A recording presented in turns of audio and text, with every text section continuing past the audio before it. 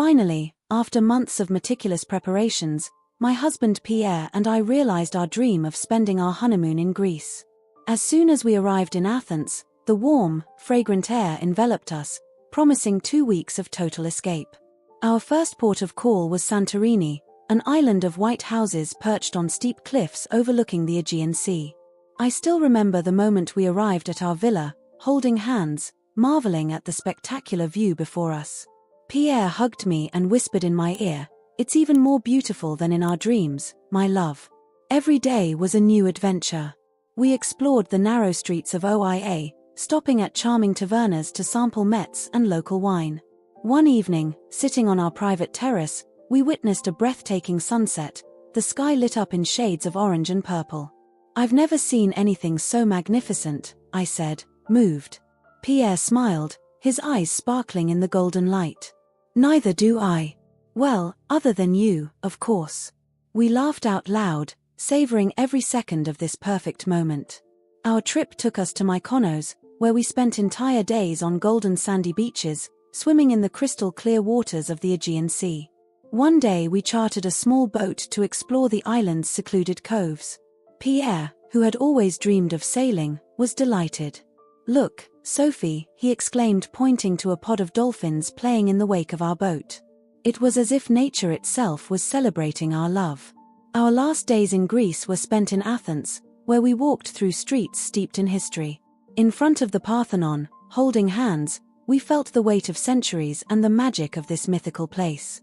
"It's amazing to think of all the people who have walked this earth before us," I whispered in awe. Pierre nodded thoughtfully. "And now we are part of that history. Our story." Those 2 weeks passed like a dream. Each night we fell asleep exhausted but happy, eager to discover what the next day would bring. Our love, already strong, seemed to grow and blossom under the Greek sun. On the day of our departure, I felt a pang of sadness as I said goodbye to the country that had given us so much. On the plane ride home, Pierre and I flipped through the photos of our trip, reliving each precious moment. "These 2 weeks have been the best of my life," I told him, resting my head on his shoulder. "The first of many to come," he replied, kissing me tenderly. Filled with wonderful memories and love, we headed home, eager to begin our new life together. But nothing could have prepared us for what awaited us. When the cab pulled up in front of our house, at first I thought the driver had taken a wrong turn. The facade, once immaculate white, had been painted a garish yellow. The rose bushes I had painstakingly planted in the garden were gone, replaced by kitschy garden gnomes. "There must be some mistake," I muttered incredulously. Pierre, equally confused, paid the driver and we set off with suitcases in hand.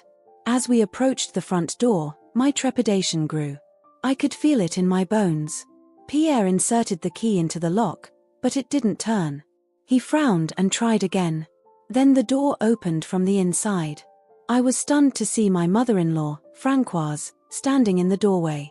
She was wearing a silk robe I had never seen before and was smiling in a way that chilled my blood. "Ah, you're here at last," she exclaimed in a falsely cheerful tone. Come in, come in." Stunned, Pierre and I entered our own house. Or at least, what had been our home. The interior was unrecognizable. Our furniture was gone, replaced by rococo furniture that I found distasteful. The walls, once adorned with our travel photos, were now covered with floral tapestries. "Mom," stammered Pierre, clearly shocked. "But what? What's going on here?" Françoise made an indifferent gesture with her hand, as if sweeping away an invisible fly. "Oh, I just made a few small changes while you were away. This house needed a woman's touch, don't you think?" I felt anger welling up inside me. "A few small changes? Come on, Françoise, this is our house.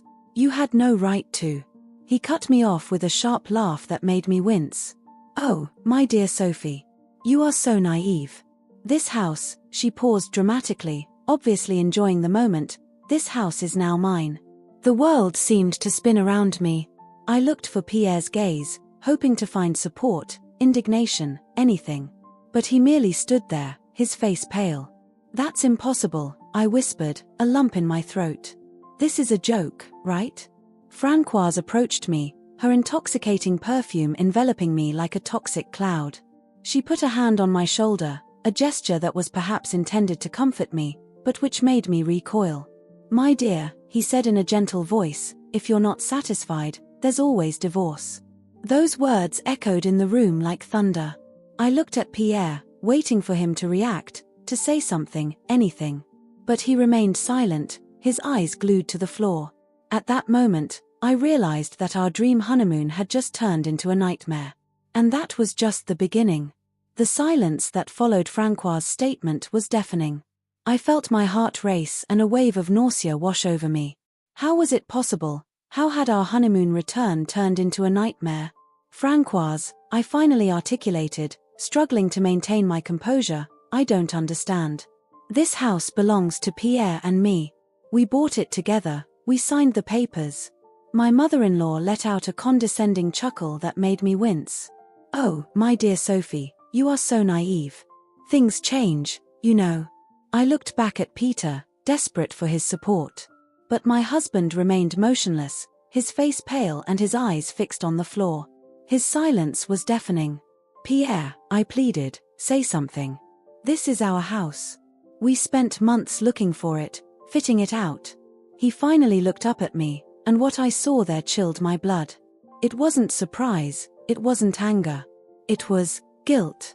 "Sophie," he began in a trembling voice, I'm sorry." Francoise interrupted this moment with some theatrical clapping. Come, let's not make a scene. Sophie, dear, why don't you sit down? We have a lot to talk about." As if in a fog, I let myself be guided to an armchair I didn't recognize. The smell of new leather made me nauseous. Pierre sat across from me, avoiding my gaze. "Voilà," said Francoise, settling herself comfortably in a wide armchair as if presiding over a business meeting. "Now, let us speak frankly. Pierre, my dear, explain to your wife what we have agreed." Pierre visibly swallowed saliva, his hands trembling slightly. "Sophie," he began, his voice barely louder than a whisper, "before we left. My mother spoke to me. She told me she was worried about us, about our financial future. She suggested that we temporarily give her control of the house, just to protect us. I felt my heart break into 1,000 pieces. And you accepted, without telling me?" She nodded, her eyes glistening with tears. "I thought it was for our own good. Mother said it was just a formality, a precaution." Francoise interrupted, her voice dripping with false sympathy. "Sophie, don't be angry with Pierre. He was just protecting your interests. You know, marriage can be so unstable these days." I clenched my fists, fighting the urge to scream. "Our interests? Dispossessing us of our home? Completely transforming our home without our permission?" Francoise waved her hand nonchalantly.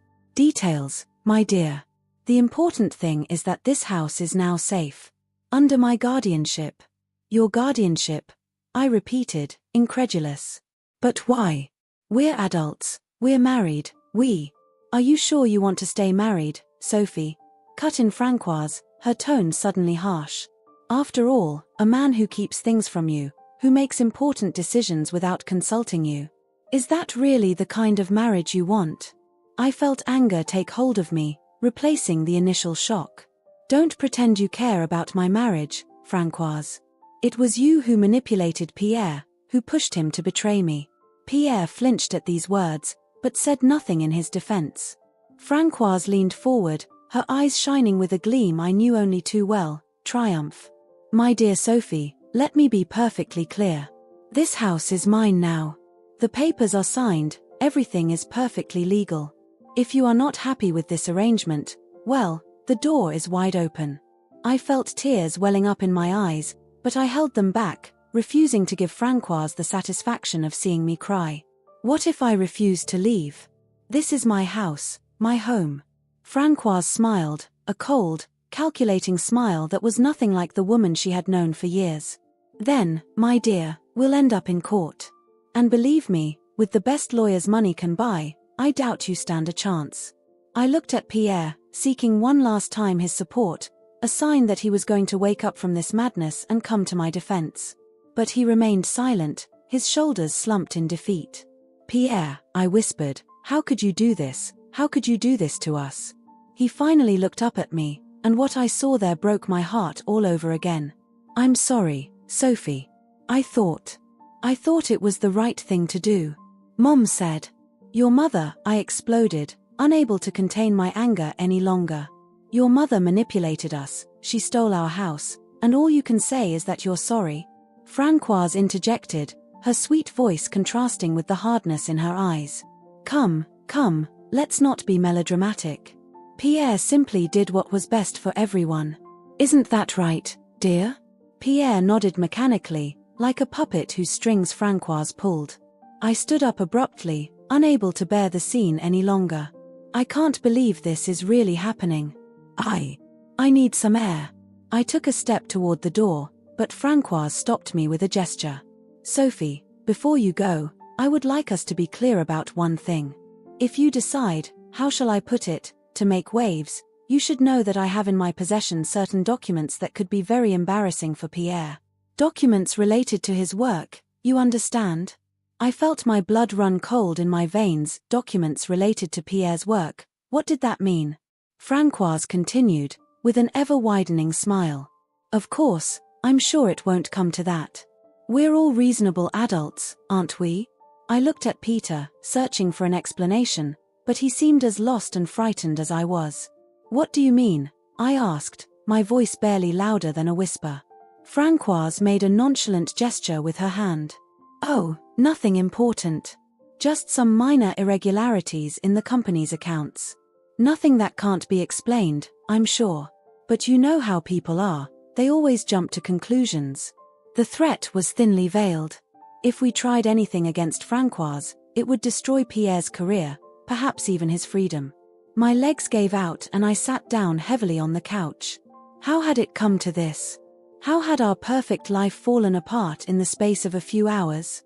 Francoise stood up, smoothing her dress with satisfaction. Well, I think that's all said and done. Pierre, Sophie, of course you are welcome to stay here, as guests, of course. After all, we are family, aren't we? With that, he left the room, leaving Pierre and me alone in what had been our living room. The silence that followed was deafening. I looked at Pierre, searching his eyes for an explanation, a plan, anything. But he looked as lost as I was. Sophie, he finally whispered, I'm so sorry. I didn't know. I didn't think it would go this far. I shook my head, unable to find the words to express the betrayal I felt. Our home, our life, our future, all gone in an instant. As I stood up to leave the room, determined to find a solution to this nightmare, a thought crossed my mind. Francoise had not expected me to defend myself. I thought I had one. But I didn't really know myself. I didn't know what I was capable of when I was pushed to the limit. And at that very moment, I knew I was not going to give up without a fight. Francoise won the assault, but the war had only just begun. The days following Francoise's ultimatum were a whirlwind of emotions and frantic actions. I flatly refused to accept the situation, determined to get our house and our life back. The next morning, I contacted Maître Dubois, a lawyer famous for his tenacity and expertise in real estate law. Mrs. Leclerc, he told me at our first meeting, your situation is complex, to say the least. I nodded, my hands clasped around my coffee cup. I know, master. But I can't let my mother-in-law get away with this. This house belongs to us. Pierre and I bought it together. Maître Dubois leafed through the documents he had brought her, his brow furrowing more and more as he read. The problem, Madame Leclerc, is that this document signed by your husband seems perfectly legal. It gives your mother-in-law full control of the property. I felt my heart clench. But there has to be a way to cancel it, right? Pierre didn't know what he was really signing. The lawyer sighed and took off his glasses to clean them thoughtfully. We could allege coercion or deceit, but it will be hard to prove. Is your husband willing to testify against your mother? This question made me realize that I hadn't even discussed the situation with Pierre since that terrible night. He had withdrawn into himself, avoiding my gaze and my questions. I don't know, I admitted reluctantly. Maître Dubois looked at me sympathetically. Mrs. Leclerc, I'm not going to lie to you. This will be a long and difficult battle. We will need solid evidence to challenge the validity of this document. Despite the apparent difficulty of the task, I straightened up, determined. I am ready to fight, Master. Whatever it takes. The next few weeks were a veritable legal marathon. Every day there was paperwork to fill out, evidence to gather, testimony to take.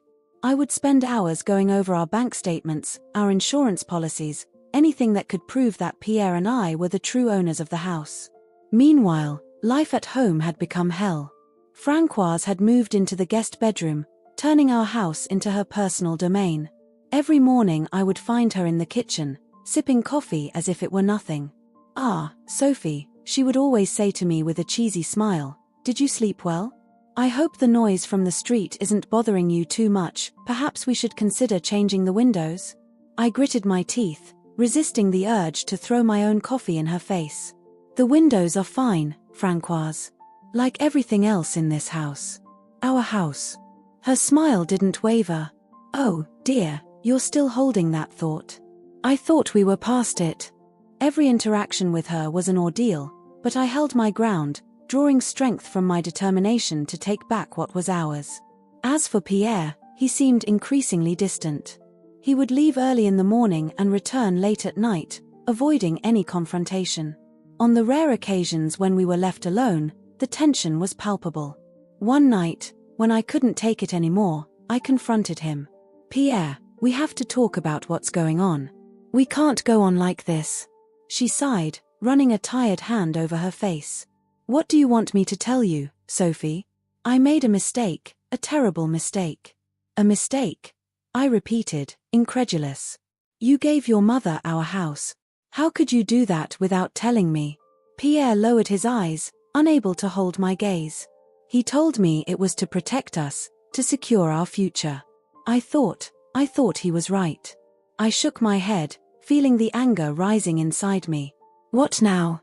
Now that you see what is done, what are you going to do?" He was silent for a long moment before muttering, "I don't know, Sophie. I really don't know." This conversation only strengthened my resolve. If Pierre couldn't fight for us, I would do it alone. Days turned into weeks, weeks into months. Each stage of the legal proceedings seemed to bring us a little closer to the truth, but it also revealed new complications. Maître Dubois worked tirelessly, delving into every nook and cranny of the case.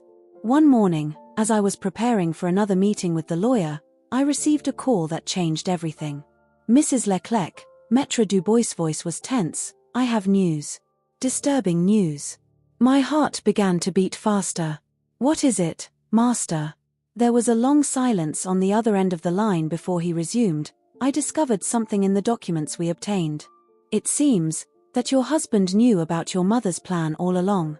I felt the ground give way under my feet. "What? It can't be true. Pierre would never." "I have some emails, Madame Leclerc. Emails between your husband and your mother, dating back several months before your honeymoon. They were discussing in detail this plan to dispossess you of the house." The world around me began to spin. I sat down heavily, unable to believe what I was hearing. Had Pierre, my Pierre, consciously participated in this plan? Had he been lying to me, betraying me, all this time? "Madame Leclerc, is she still there?" Maître Dubois' voice seemed to come from far away. "Yes," I managed to articulate, "I'm here." What should we do now?" The lawyer took a deep breath. "Well, that changes the game considerably. This test could be decisive in our case. But I must ask you, Madame Leclerc, are you prepared to use it? It would mean publicly exposing your husband's betrayal." I closed my eyes, feeling tears rolling down my cheeks. All those years of marriage, all those moments of shared happiness. Was it all a lie?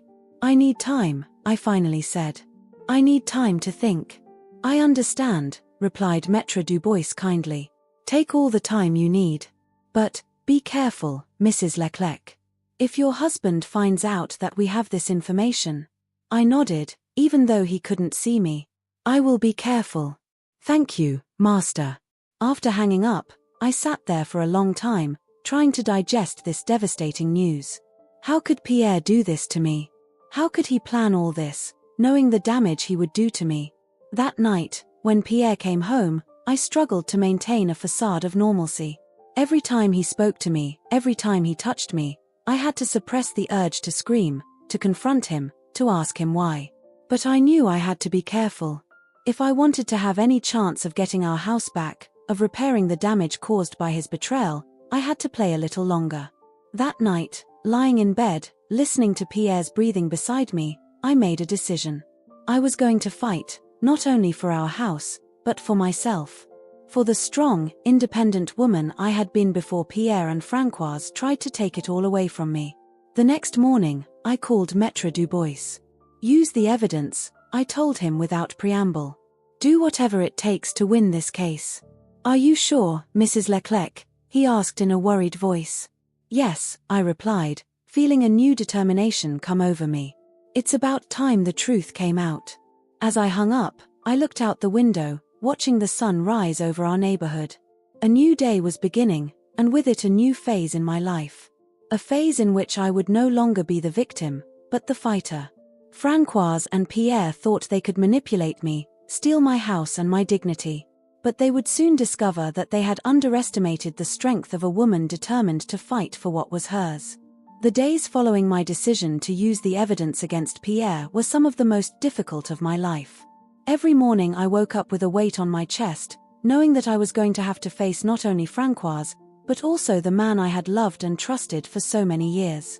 One Tuesday morning, as I was preparing for another day of legal battle, my phone rang. I didn't know the number and hesitated before picking it up. Hello, I said cautiously. Sophie. It's Amélie, Pierre's sister. I felt my heart skip a beat. Amélie and I had never been very close. She had been living abroad for years and our relations were limited to the obligatory family celebrations.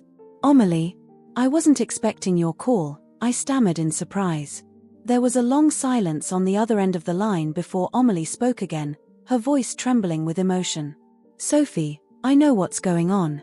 What Mom and Peter have done to you. I'm so sorry. I felt tears well up in my eyes. It was the first time since the beginning of this nightmare that someone from Pierre's family had expressed sympathy for me. How did you know? I asked quietly. Amélie took a deep breath. Mom called me a few days ago, bragging about her brilliant plan. She thought I'd approve, that I'd be proud of her. But Sophie, what they did to you. It's unforgivable. I closed my eyes, overcome with emotion. Thank you, Amélie. You don't know how much it means to me to hear that. I want to help you, she said firmly. I know things, Sophie. Things about Mom, about her financial manipulations over the years. I think this information might be helpful to you in your trial. My heart began to beat faster. You would do that. You would testify against your own mother. That's not the mother I know, Amélie replied bitterly. The woman who did this, who manipulated her own son into robbing her daughter-in-law's house, that's not the mother I knew. And I can't stand idly by while she destroys lives.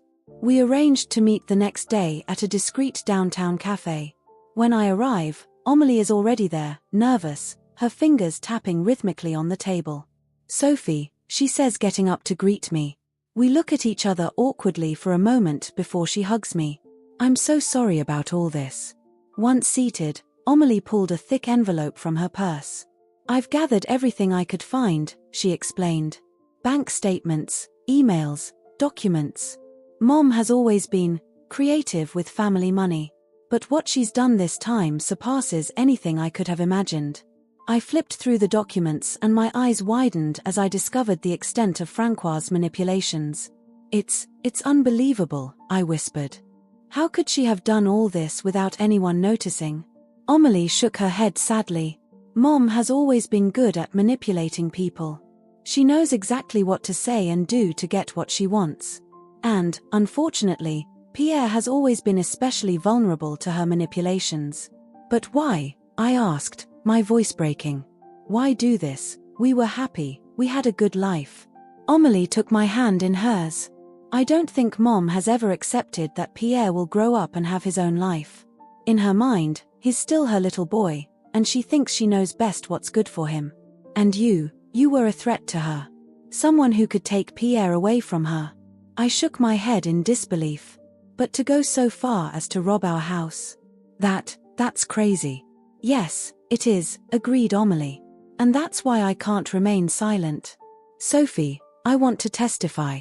I want to tell the truth about what Mom did, about her manipulations over the years. I squeezed her hand, touched by her bravery. Amelie, do you realize what this means? Your family. She interrupted me with a gesture.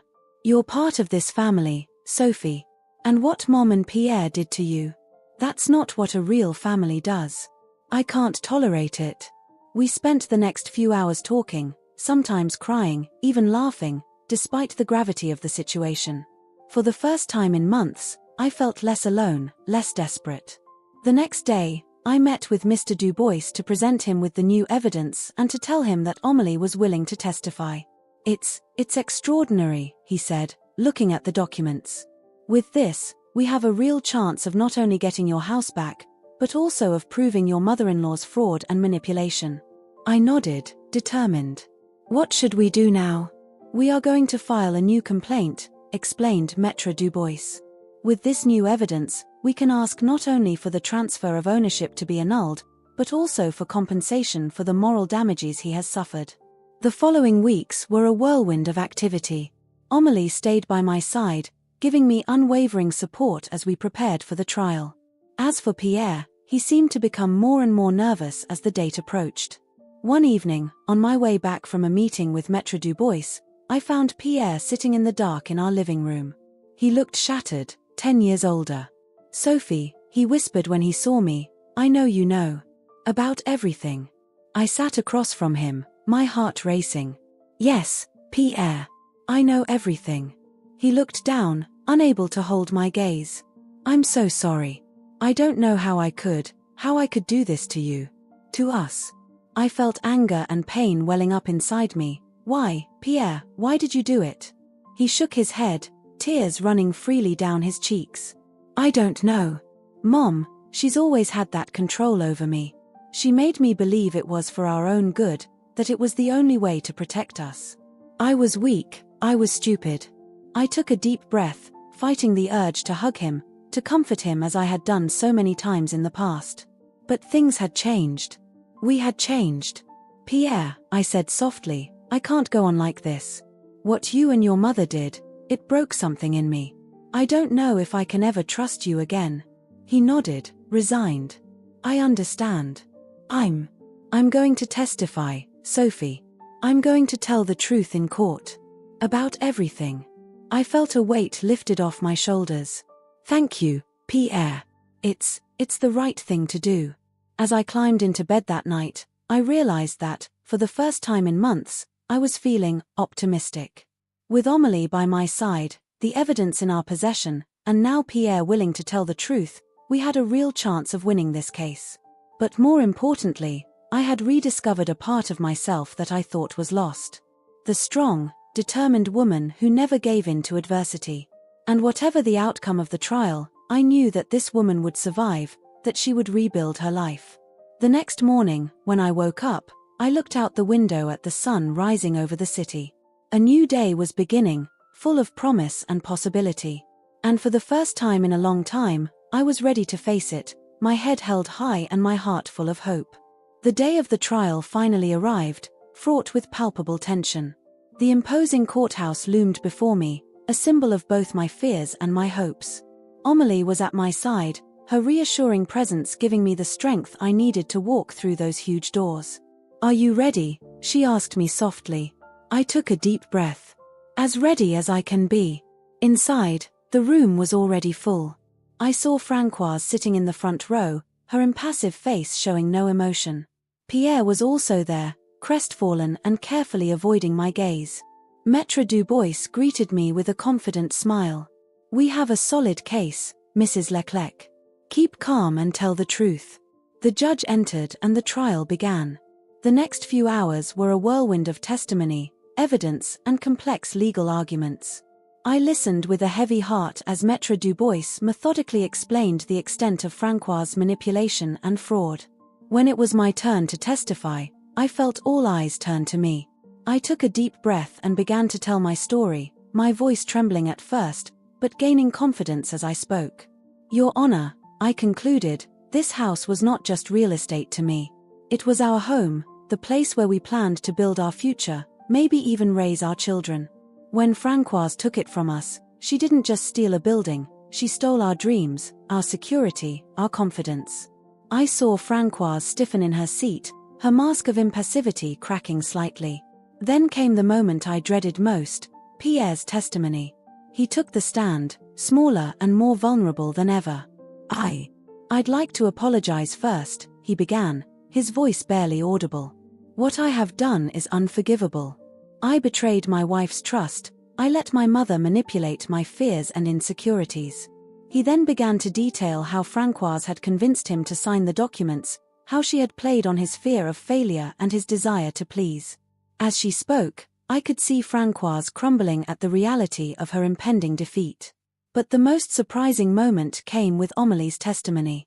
She stepped forward, straight and determined, ignoring the look her mother was giving her. Your Honor, she stated in a clear voice, what my mother did to Sophie was not an isolated incident. For years I have witnessed her manipulations, the way she used money and emotions to control our family. He then presented the documents he had shown me that proved Francois' years of embezzlement. The courtroom erupted in murmurs of astonishment and I saw Francois' lawyer visibly turn pale. When the judge retired to deliberate, the weight became unbearable. Amélie squeezed my hand, offering her silent support. Pierre, on the other side of the courtroom, looked crestfallen, the weight of his actions clearly on his shoulders. Finally, after what seemed like an eternity, the judge returned. The silence in the courtroom was deafening.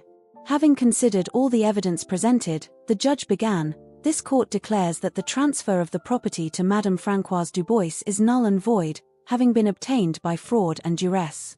I felt my legs wobble with relief. Amélie hugged me, tears of joy running down our cheeks. The judge continued, "Furthermore, in view of the evidence of financial irregularities presented, this court orders a thorough investigation of Mrs. Dubois' activities.